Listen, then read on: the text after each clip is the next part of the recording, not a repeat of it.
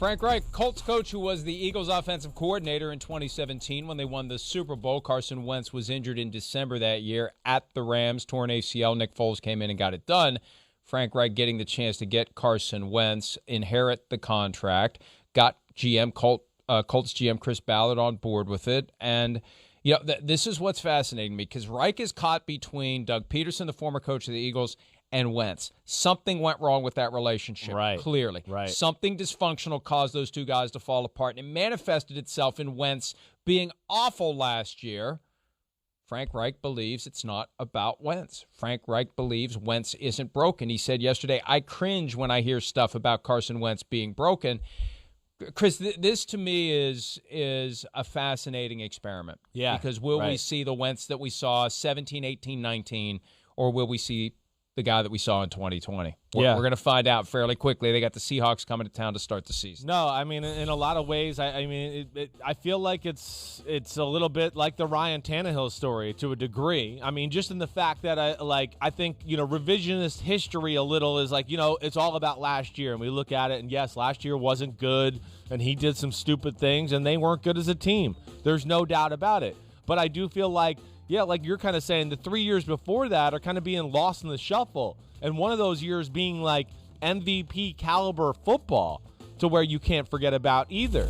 So, I think we're seeing a story, and why I say Tannehill is just he's going to a place there the offense is going to fit him. Yeah, he's getting a second chance. But what's even greater than the Tannehill thing is like what you said, Mike. There's a real relationship here. There's a guy that was part of the process in drafting Carson Wentz. I mean, I had conversations about about Carson Wentz with Frank Reich, his rookie year and things like that. I think the way he talked about him, he looks at him as a special player. Big, moves well, good arm. I mean, he's got everything you want as far as physically to be the franchise, be the man, that guy, that dude type of quarterback. And now maybe with the Colts and that culture there and Frank Reich kind of leading him down the way, maybe that bridges the gap, too, between the locker room and Carson Wentz, where there's not, like, his strength, obviously. That was an issue in Philadelphia. So I'm with you, Mike. It's going to be an interesting experiment, but one where I just feel I think I'm going to be shocked if it doesn't work, I think, more than the other way around. It was early 2019 after the Eagles had to make a choice between Wentz and Nick Foles, and it was never much of a choice. They were sticking with the guy that they had traded up to get, the guy that they had decided to pay, the guy that they were going to build their team around. Foles left via free agency to Jacksonville, and the story started to come up about Wentz as a guy that maybe a little aloof, a little standoffish, not the kind of personality that you need to pull a team together. And he actually legitimized those reports by saying, I need to get better. And you continue to hear just little flashes of that this may partially be Wentz. Now, maybe Reich knows how to draw, the better aspects of his personality out. And there are certain people who will have that effect. Definitely. We all have mixed aspects of our personality. We've got an inclination to be good. We've got an inclination to be difficult. And the people you're around will either draw out one or the other, and maybe Reich knows how to draw out good Carson Wentz. And maybe it's once Reich left after they won that Super Bowl to cap the 2017 season, after Josh McDaniels jolted the Colts, and the Colts are looking around, who the hell's our coach going to be? And Frank Reich's gone. Maybe not having Reich in Philadelphia, maybe that's one of the ingredients in Wentz not having someone there who would speak to and attract his better angels. Well, I think there is, a true human connection there between their faith, right? We know Carson Wentz, very into the Christian religion, and Frank Reich's the same way. So I do think there's a common bond with that, to your point, Mike. I think that is real. And I think it is real as far as, the other things you're talking about, too, being able to draw the human out a little bit to be better that way, whatever that is.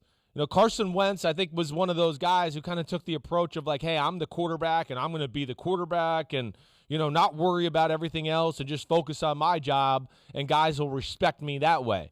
Yeah, that's cool. But when you are that guy and you kind of like, hey, you're friends with people in the locker room, but you never really let anybody in and like make them feel a part of it, you put yourself into like, you got to win then. You got to, if you're going to be that guy. Because when you don't do well and things go bad, people are going to look at you like, well, he kind of holds himself off as like a little different than the rest of us, or he's his own guy.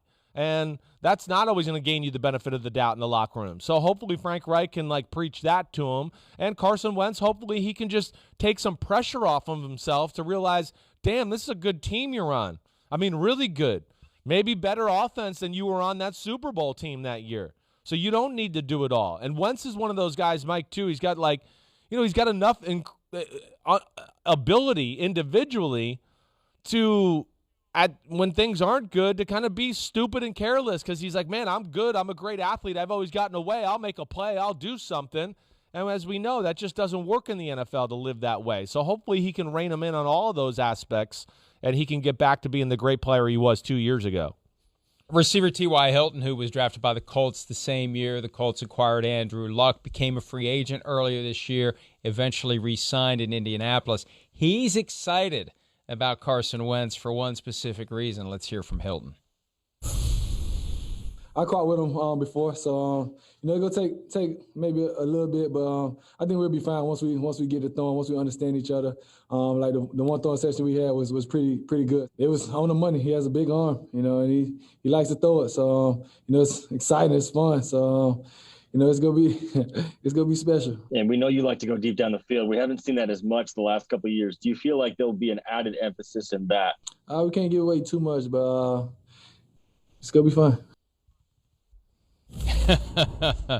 Hey, you got to have somebody who can get the football down the field if you want to make an offense go, because you got to have that threat. Chris, as you said, when we realized what Patrick Mahomes is going to be, he forces a defense to cover every square inch, right, every blade of grass. When you have a guy that's got the arm to do that, the defense has more pressure on it because it's got to worry about what's behind it in addition to what's in front of it. Yeah, that's right. And this guy's he's a big, aggressive, down-the-field thrower. That's where he, made his move as an MVP-type player back in 2017 and all that. That's another thing that's, was a disservice with the Philadelphia Eagles. You got a quarterback who can stand in the pocket and buy time and make big-time plays down the field, and they didn't have a damn guy to beat anybody down the field. So that's where it's going to be different.